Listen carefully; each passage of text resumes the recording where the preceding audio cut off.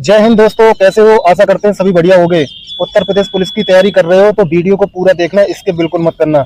अगर आपने तैयारी अब भी स्टार्ट नहीं की है तो वीडियो को पूरा देखना। और किस तरह आपको तैयारी करनी है, वीडियो में हम दो भाई बैठे हुए हैं, आपको बताएंगे कि कैसे तैयारी करनी है। हम दोनों ने कैसे तैयारी की थी, आप लोगों को पूरा वीडियो में सब कुछ बता देंगे, इसलिए वीडियो को पूरा अंत तक जरूर देखना। सबसे पहले तो मैं बात करेंगे कि यूपी पुलिस 32,679 की, जो कि एग्जाम डेट जून मंथ में है, 8, 9 और 10 जून की। तो अभी से देखें तो 90 दिन का टाइम बचा हुआ है, जो कि 3 महीने हैं आपके पास। अगर आप अब भी बैठे हुए हो और सोच रहे हो कि तैयारी स्टार्ट कर दें या मतलब ऐसे ही चल रहा है, तो आप अब भी पूरे दिल और शिद्दत से पढ़ाई स्टार्ट कर सकते हो, क्योंकि 3 महीने उत्तर प्रदेश पुलिस में सिलेक्शन लेने के लिए बहुत होते हैं अगर आप अच्छे से तैयारी करोगे। जैसे हमारे साथ निखिल भाई बैठे हुए हैं, हम लोगों ने एक वीडियो पहले भी बनाई थी, उसमें निखिल भाई ने बताया था कि मैथ को कैसे मतलब कवर करें। तो उस वीडियो में बच्चों के कमेंट आए हैं कि भैया ने बहुत अच्छा बताया।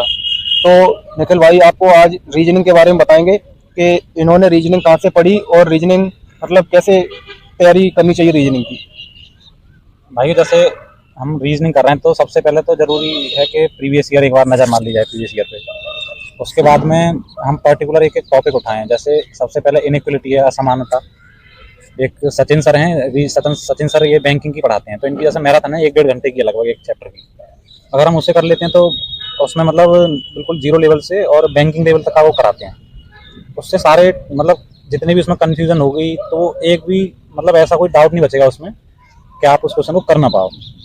तो कोई भी चैप्टर है, ब्लड रिलेशन है या फिर पजल वाला चैप्टर है, इन सब की अगर एक ही क्लास कर लें आप तो उनसे भी कवर हो जाएगा। इसके बाद में फिर देखें कि कमी चल कहाँ रही है। जैसे अगर किसी ने रीजनिंग कर रखी है तो वो ये ना करे कि वो करे, फिर पहले पहले वो मॉक लगाए, जिन चैप्टरों में गलती हो रही है, जिस भी चैप्टर में हो रही है, फिर वो उनको लिखे एक जगह। उसके बाद में फिर अगले जब मॉक लगाए तो मान लो जैसे हमें क्वेश्चन आते हैं कि हमें सीरीज के क्वेश्चन हम बना लेते हैं, ब्लड रिलेशन के क्वेश्चन हम कर लेते हैं, तो उन्हें देखें उस और फिर भी उसमें गलती हो जा रही है, फिर हम देख रहे हैं कि वो सिली मिस्टेक्स मतलब छोटी छोटी गलती हो रही है। जब हम उन्हें चेक करा फिर हमें लग रहा है कि ये तो हमें आता था, ये हमने गलत कैसे कर दिया, तो उन क्वेश्चन को ऐसा ठीक किया जाता है कि पहले मॉक पूरा कर लें, फिर रीजनिंग में उस क्वेश्चन को भी कर लें जिस टॉपिक के गलत होते हैं, फिर उन उसी टॉपिक के जो क्वेश्चन हमेशा गलत होते हैं उनको एक बार दोबारा चेक कर लें। तो उससे ये होगा कि जो नंबर हमारे जो जल्दबाजी में कट जाते हैं तो वो क्वेश्चन हमारे ठीक हो जाएंगे। ये इसका बस ये एक ही तरीका है। और सबसे मतलब इससे एक तो नंबर कम आते हैं तो थोड़ा कॉन्फिडेंस भी कम होता है, और इस चीज़ को हम कर लेंगे तो नंबर भी बढ़ेंगे और हमें कॉन्फिडेंस भी आएगा कि हाँ कैसे कौन सी चीज़ करनी है। और वर्बल और नॉन वर्बल दोनों पे ध्यान देना है। जैसे सीरीज है तो सीरीज के लिए मैं कहूँगा कि जैसे टेबल वगैरह याद करके रखें कि टेबल अगर 30 तक याद कर ले रहे हैं और 30 तक मतलब 5 ही मिनट लगते हैं, 5 से 7 मिनट, उन्हें याद नहीं है तो उन्हें रोज लिखें एक एक बार 2 से लेकर पूरे 30 तक, 2 से ही लिखें। याद है 10 तक 20 तक सबको याद होते हैं फिर भी लिखें। और स्क्वायर याद करें करीब 50 तक, क्यूब याद करें 30 तक, इन्हें रोज लिखें, मतलब करीब 10 दिन रोज लिखें।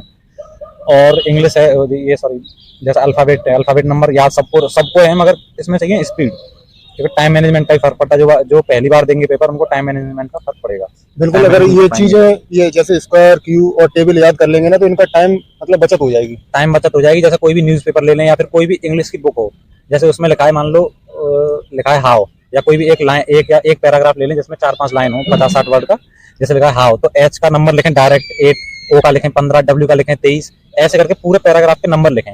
एक बार हो गए, फिर उनके जैसे एच का अपोजिट क्या होता है एस, तो एस का नंबर लिखें, ऐसे करके लिखें। ऐसे 5-7 दिन कर लेंगे तो इंग्लिश में जितने भी अल्फाबेटिकल सीरीज के क्वेश्चन आते हैं वो लिख के सॉल्व नहीं करने पड़ेंगे, वो डायरेक्ट दिमाग में ही नंबरिंग, वो कैलकुलेशन इतनी फास्ट हो जाएगी कि डायरेक्ट नंबरिंग आप उसको प्लस माइनस करके कोई भी सीरीज होगी उसको ज्यादा लिखना नहीं पड़ेगा। स्पीड इतनी हो जाएगी कि उसको देखते से ही समझ में आएगा कौन सी सीरीज लगी है यहाँ पे। और मैथ अगर स्क्वायर क्यूब याद कर लिए तो इससे भी फर्क पड़ेगा। इससे ये फर्क पड़ेगा कि जैसे कोई भी सीरीज आ रही है तो जो कैलकुलेशन की स्पीड है वो अपने आप इतनी तेज हो जाएगी कि छोटी छोटी चीजें लिखनी नहीं पड़ेंगी कि ये प्लस माइनस करके आ रही है, कैसे आ रही है, डायरेक्ट उनको दिमाग में ही हो जाएंगी वो, तो इसमें टाइम बचेगा। और हिंदी की बात रही तो जैसे मॉक भी लगा रहे हैं, जैसे ऑफलाइन होगा, आप सब क्या कर रहे हैं, हम सब करते हैं कि जैसे ऑनलाइन लगा रहे हैं, तो ऑनलाइन में कम से कम हमें 15 से 20 मिनट हमारी बचनी चाहिए, तो हम आराम से OMR में टाइम मैनेज कर लेंगे। क्योंकि ऑनलाइन में और ऑफलाइन में फर्क पड़ता है। अगर ऑनलाइन में हम डायरेक्ट टिकरा के आगे बढ़ा देते हैं क्वेश्चन, उसमें हमें एक एक गोला भरना है, तो पेपर में जाएं तो हमारा कम से कम 15 से 20 मिनट टाइम हमारे पास एक्स्ट्रा होना चाहिए, जिससे हम वहाँ भी अपना टाइम कर सकें पूरा। और जैसे मॉक लगा रहे हैं तो सबसे पहले ध्यान रखें कि जैसे अपना जो भी पोर्शन है जो हमें लग रहा है सही है उसको उठाएं पहले। रीजनिंग है या मैथ है या कोई भी जो भी अपना स्ट्रांग है, रीजनिंग हिंदी है, तो कोशिश ये करनी है कि उसी को हम उठाएं।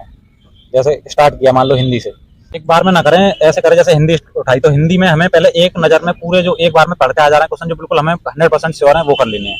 उसके बाद में फिर दोबारा देखना है, दोबारा में जो जिनमें 2-4 सेकंड का टाइम लग रहा है उन्हें कर लेना है। तीसरी बार में जैसे ये हो गया पैराग्राफ गद्यांश वगैरह जो होते हैं, इनको तीसरी बार में करना है। ऐसी रीजनिंग में उठाना। रीजनिंग में पहली बार में वो क्वेश्चन करने हैं जो हमें एक बार में बिल्कुल देख के हो जा रहे हैं। छोटे छोटे क्वेश्चन होते हैं जो एक बार में देख के टिक कर लेते हैं, जिनमें बहुत छोटी छोटी सीरीज लगी होंगी या जो भी है। फिर दूसरी बार में उनसे थोड़े मतलब जो थोड़े हार्ड हैं वो तीसरी बार में लगाने पूरे। और जिस भी क्वेश्चन पे अटक जाओ तो उसके पीछे टाइम बर्बाद मत करो, क्योंकि टाइम कम ही रहता है, फिर बाद में कम पड़ जाएगा। क्योंकि अगर इसमें रीजनिंग मान लो रीजनिंग आ रही है, क्वेश्चन लग रहा है सरल है, टॉपिक अच्छा पढ़ा है, वो क्वेश्चन नहीं हुआ, और उस पर लगा के नहीं कि इसको तो हम करके जाएंगे आगे, तो उसमें क्या हुआ कि उस क्वेश्चन को तो तुम कर लोगे, मगर जो मैथ के तुम इतने टाइम में 2 से 3 क्वेश्चन कर पाते वो नहीं कर पाओगे, तो उससे सारा आगे का पूरा सिस्टम बिगड़ जाएगा। तो कोशिश ये करें कि एक तो एक्यूरेसी पे ध्यान दें, परसेंटाइल पे ध्यान दें, नेगेटिव मार्किंग है नहीं तो पूरे क्वेश्चन अटेंड करें। और सबसे ज़्यादा यह है कि जैसे हिंदी है तो हिंदी में कोशिश करें कि पूरे में से पूरे नंबर तक पहुंच जाएं, 35 तो प्लस होने ही चाहिए।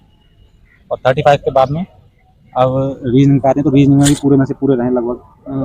जैसे मैंने पहली वीडियो में बताया था कि बलराम सर रीजनिंग के नाम से, तो उसमें प्रीवियस ईयर हैं, जैसे वीडियो है उसको कर रहे हैं, तो उसमें एक फायदा ये भी है कि उससे स्पीड भी मैनेज होती है। जैसे एक वीडियो में से उसमें पूरा एक ही जगह मिल जाएगा ईयर वाइज प्रीवियस ईयर। तो उसको जैसे स्टार्ट किया हमने, अब उसको रोक लो, वीडियो को रोक लो, क्वेश्चन कर लो, उसके बाद वीडियो को आगे कर दो फॉरवर्ड, फिर आगे अगले क्वेश्चन पर रुक जाओ। ऐसा करके उससे मतलब टाइम मैनेजमेंट भी होगा, स्पीड भी होगी, और जो क्वेश्चन नहीं आएगा वो भी कंप्लीट हो जाएगा।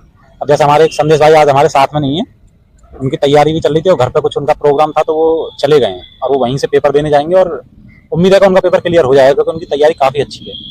और ये हमारे गौरव भाई हैं, इनकी भी तैयारी काफ़ी अच्छी है, इन्होंने भी यूपी पुलिस की थी, और ये हालांकि टाइम नहीं मिलता मगर ये भी कर रहे हैं, इनकी भी तैयारी बहुत अच्छी है। हमारे बैच में मैं कहूँगा यहाँ पे अगर 300 लड़के हैं तो 300 लड़कों में से 4-5 हैं, तो उनमें एक संदेश भाई और इनमें गौरव भाई भी हैं, जिनकी तैयारी काफ़ी अच्छी है। अब बाकी आपको गौरव भाई बताएंगे।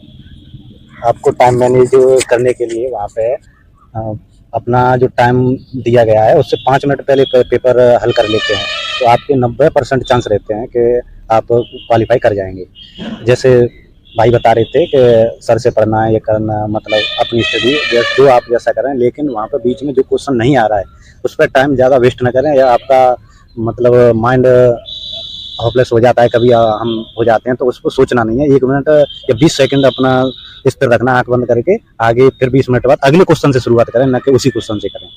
आप आगे बताइए भाई ने कि अच्छी तरह से आप पेपर देने जाएं, और अपना पूरा 100% ही देना है आपको, और हो सके तो टाइम मैनेज अगर आपका होता है तो पेपर अगर 5 मिनट पहले या 2 मिनट पहले आप हल कर लेते हैं तो मानो आप तैयारी आपकी बहुत अच्छी थी और आप सिलेक्शन के कगार पे हैं, आपका सिलेक्शन 90% हो ही जाएगा। आगे भाई बताइए।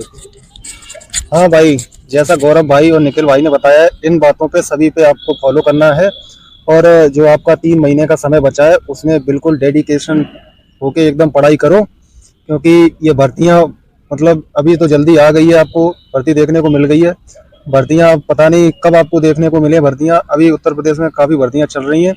और एक चीज़ और बता दें कि अगर आप तैयारी कर रहे हो तो ये मत सोचो कि हम इस एग्जाम की तैयारी कर लें, इसकी भी कर लें, रेलवे ग्रुप डी की कर लें, एसएससी जीडी कर लें, यूपीएसआई कर लें, यूपी लेखपाल कर लें।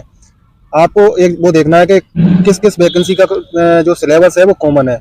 जैसे मान लो यूपीएसआई, यूपी होमगार्ड और यूपी पुलिस, इनकी अगर तैयारी कर रहे हो तो आप यूपीएसआई का सिलेबस कंप्लीट कर लो, आपका मतलब काम हो जाएगा। अगर एक का सिलेबस कंप्लीट कर लोगे तो यूपी पुलिस का भी पेपर निकाल लोगे, क्योंकि वो चीज़ें सेम है। बाद बस आपको मॉक से कवर हो जाता है, जो मॉक लगाते हैं ना उससे आपकी चीज़ें मतलब क्लियर हो जाती हैं। तो यही मैं कहूँगा, आपकी तैयारी अच्छी चल रही होगी। और अंत में निखिल भाई कुछ और कहना चाहते हैं? और भाइयों बहनों, हम तो चाहते हैं कि सब तैयारी करें, जो भी इस वीडियो को देख रहे हैं और यहाँ आए, सबका स्वागत है और बहुत बढ़िया नौकरी है। मतलब ट्रेनिंग में जो होगा उससे अपोजिट है बिल्कुल, थाने पे जाने के बाद में बहुत मजे की नौकरी है। मतलब ये मान लो कि जो भी चाहते हो सब हो जाएगा, कोई टेंशन नहीं, कुछ नहीं। ट्रेनिंग में थोड़ी सी दिक्कतें आएंगी मगर उसके बाद में सब बढ़िया।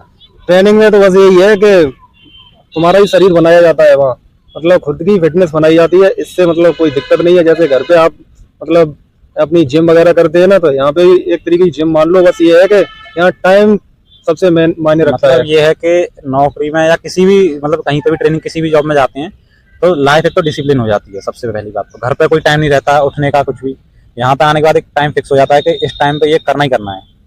दूसरी चीज, जब डिसिप्लिन होता है, गवर्नमेंट आपको अब तो पूरी सैलरी आती है इसमें। जैसे पहले दिन से ही, जब पहले महीने भी आओगे आप तो पहले महीने से पूरी सैलरी आएगी। पहले कम आती थी जितना, फिर ट्रेनिंग का एक साथ मिल जाता था। अब यहाँ पे पूरी सैलरी आती है। अब ट्रेनिंग भी करा रहे हैं और सैलरी भी दे रहे हैं, तो इससे अच्छा और क्या है। आपका ही शरीर बन रहा है और पैसे भी दे रहे हैं। बिल्कुल, अब ज्यादा बड़ा वीडियो नहीं करेंगे हम, यहीं पे बस आप लोगों से लास्ट में यही कहेंगे कि अच्छे से मेहनत करते रहो। अगर आप अब भी कहीं अगर अपना समय व्यर्थ कर रहे हो तो उसे छोड़ो और अच्छे से पढ़ाई करो। लाइब्रेरी में पढ़ाई कर रहे हो तो वहाँ पे दोस्ती यारी थोड़ी कम रखो और अपना पढ़ाई में ज़्यादा ध्यान दो, क्योंकि देखा है कि लाइब्रेरी में जाते हैं तो वहाँ नए नए दोस्त मिलते हैं, तो वहाँ समय ज़्यादा बर्बाद होता है। क्योंकि हम लोगों ने भी किया था, क्योंकि हो जाता है आखिरी 3 महीने यारी दोस्ती सब छोड़ के और लग जाओ धुआंधार तैयारी करो। जब तक मन न कहे कि बिल्कुल शरीर न बोल जाए कि अब बस, जब तक पढ़ते रहो, घर जाओ खाना पीना खाओ फिर लग जाओ। और 3 महीने में सोच लो कि बस पेपर फट नहीं है, पेपर निकल ही जाएगा। बिल्कुल।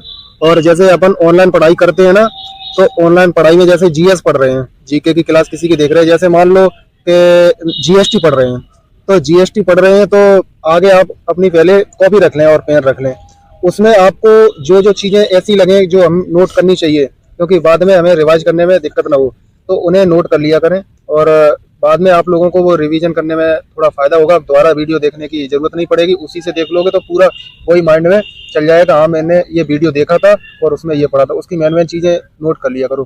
क्योंकि सामने से वीडियो देख लोगे ना, जब देख रहे हो ना, तब मुझे लगेगा, अपन को ये लगता है कि हाँ मुझे पूरा चीज़ें आ रही हैं और मुझे याद भी हो रही हैं, पर 2-3 दिन में वो दिमाग से निकल जाती हैं। इसलिए नोट भी किया करो, नोट करना बहुत ही जरूरी है। नोट कर लोगे ना तो वो हमारी एग्जाम के 10-15 दिन में अगर एक बार उस पर नज़र भी मार लोगे ना, तो वो चीज़ें सब रिवाइज हो जाती हैं। अब ज़्यादा लंबा वीडियो ना करके बस यहीं पे ख़त्म करेंगे। निखिल भाई, ठीक है भाई, जय हिंद। और अपना तैयारी करिए ढंग से और सोर्स लिमिटेड रखें और मेहनत करें। बिल्कुल, घर वालों को प्राउड हो, ऐसी मेहनत करें। बिल्कुल। जय Hind, best of luck. Best of luck भाई सर।